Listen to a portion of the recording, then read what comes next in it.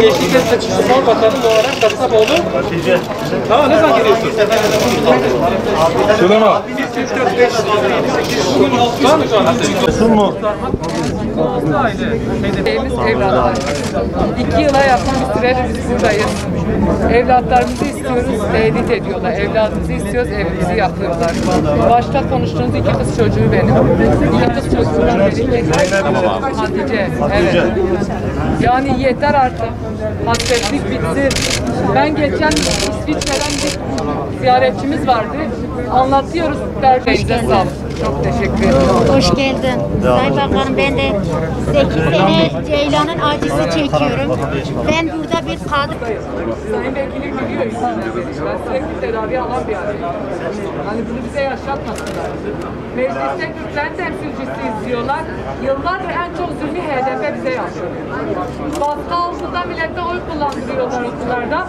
Yok ben %60, %70 Diyarbakır'da oy alıyorum. Hayır. Sen %30 da alıyorsun. Çünkü hep baskı zulmü altında millet oy kullanıyor. Bu böyle bilinsin. Allah sizden razı olsun.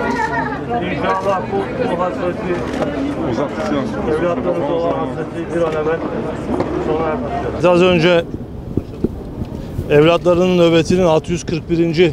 gününde olan analarımızla beraberdik. Onların haykırışını, onların sızısını hep birlikte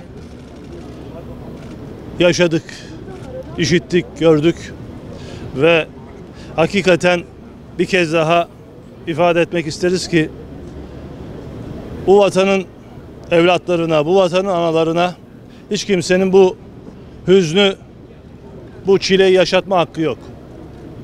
Bu coğrafyanın güzel insanının o güzel kalbini, eşsiz duygusunu, iyi niyetini istismar edenler, bu vatanın dört bir yanında evlatlarının istikbaliyle oynayanlar bilsinler ki bu onurlu mücadelenin, bu haysiyetli direnişin yanında hem yüreklerimizle, hem dualarımızla ve hem devletimizin tüm imkanlarında yer almaya, bu mücadeleyi birlikte sürdürmeye devam edeceğiz. Bu ülkenin her bir evladı bizim göz bebeğimiz. Bu vatanın anaları, onların hüznü bizim hüznümüz ve onların yüreği bizim kırmızı çizgimiz. Bir kez daha söylüyorum.